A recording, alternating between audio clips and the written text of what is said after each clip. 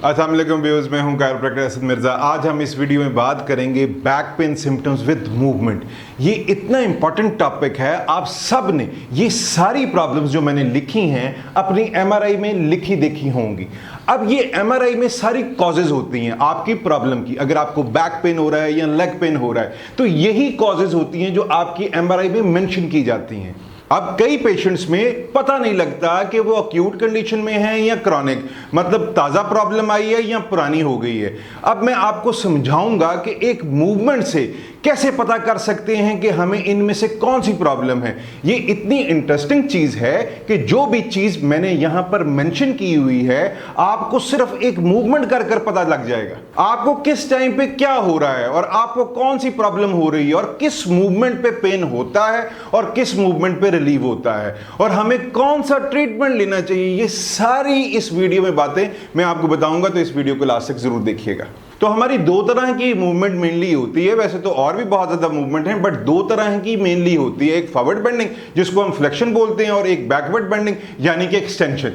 अब ये सारे जो पॉइंट्स मैंने लिखे हैं मोस्टली यही 6 पॉइंट्स होते हैं। 90% आपकी एमआरआई में यही मेंशन किए जाते हैं। अब मैं आपको बताऊंगा कि इन प्रॉब्लम्स में फ्लेक्शन पेनफुल होता है या एक्सटेंशन पेनफुल होता है, जिससे आपको क्लियर हो जाएगा कि जो हमारी एमआरआई में मेंशन किया हुआ है मेरी मूवमेंट में सिम्टम्स उसके साथ मैच कर रहे हैं या नहीं कर रहे।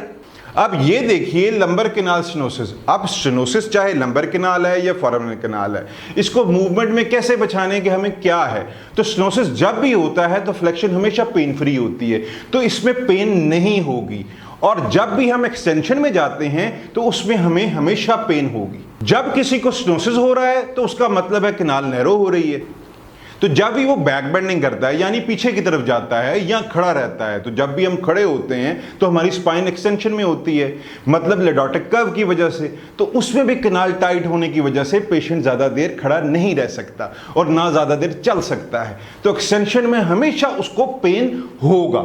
और फॉरवर्ड फ्लेक्शन में जब भी वो बैठ जाएगा या पेशेंट खुद ही चाहेगा कि चलते चलते वो बैठ जाए क्योंकि उसको रिलीफ मिलेगा। फॉरवर्ड फ्लेक्शन में आगे झुकने में पेन फ्री होगा लंबर कैनाल स्टेनोसिस में। और एक्सटेंशन में जब भी वो पीछे जाता है तो पेन आती है।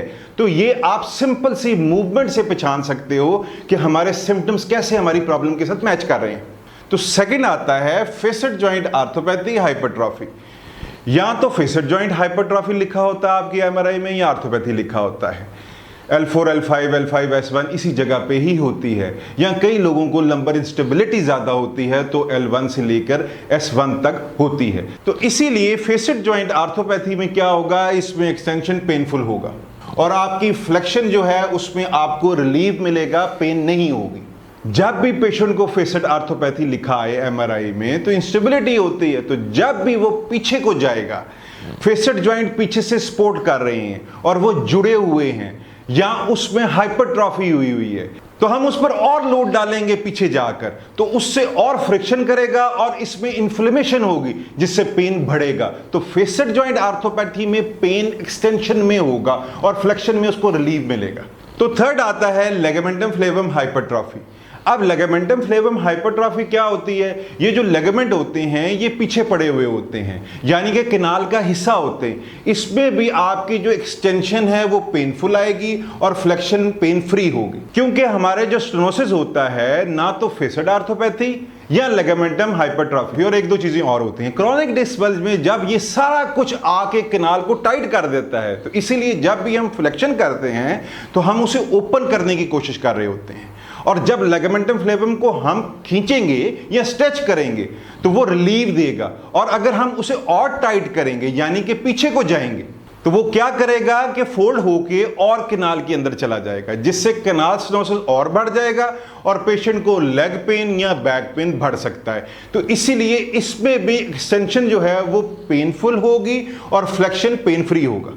फोर्थ आता है अक्यूट डिस्क बल्ज, मतलब पहले 3 वीक हुए हैं प्रॉब्लम आए, इसमें उल्टा हो जाएगा।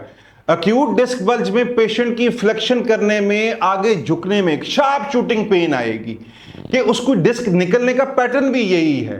तो इसीलिए जब भी वो फ्लेक्शन में जाता है तो वो पेनफुल होगी और एक्सटेंशन उसको हमेशा पेन फ्री होगी। तो फिफ्थ आता है पेरिफॉर्मिस सिंड्रोम।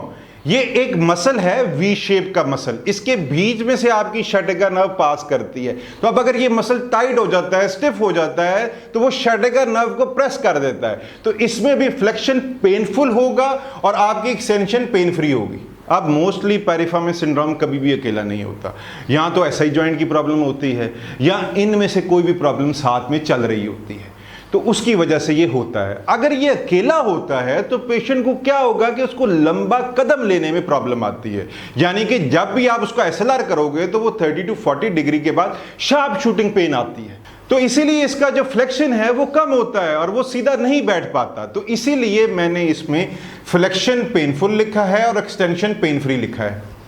6 आता है डिजेनरेटिव डिस्क। अगर डिजेनरेटिव इंटरवर्टेब्रल डिस्क में ये है, जिसको डिस्क का पतला होना कहते हैं, DDD, डिजेनरेटिव डिस्क डिजीज कहते हैं, इसमें आगे झुकने में, वजन उठाने में, लॉन्ग सिटिंग करने में प्रॉब्लम बढ़ती है। तो इसमें फ्लेक्शन हमेशा पेनफुल होगी और एक्सटेंशन पेन फ्री होगी। अच्छा, इधर एक चीज और बताता चलूं, अगर डिजेनरेशन की वजह से आपके फेसेट जॉइंट में स्वेलिंग है, मतलब आर्थराइटिस हो चुका हुआ है बोन का, देन आपको एक्सटेंशन हमेशा पेनफुल आएगी। तो व्यूअर्स, ये वो पॉइंट्स थे जिनमें आप एक मूवमेंट करके, फॉरवर्ड बेंडिंग या एक्सटेंशन करके, आप पता लगा सकती हैं कि इस वक्त आपको क्या प्रॉब्लम आ रही है। तो आप लोगों में से भी किसी को डिस्क बल्ज के इश्यूज हो चुके हुए हैं, शटिका के इश्यूज हो चुके हुए हैं, तो आज ही नीचे दिए गए नंबर पर अपनी अपॉइंटमेंट बुक कर सकते हैं या मेरा क्लिनिक विजिट कर सकते हैं, जिसमें हम कायरोप्रैक्टिक ट्रीटमेंट से without medicine and without surgery आपकी नर्व कंप्रेशन रिलीज करते हैं और कुछ ही दिनों में आप एक हेल्दी लाइफ गुजारना शुरू कर देते हैं। Have a good day.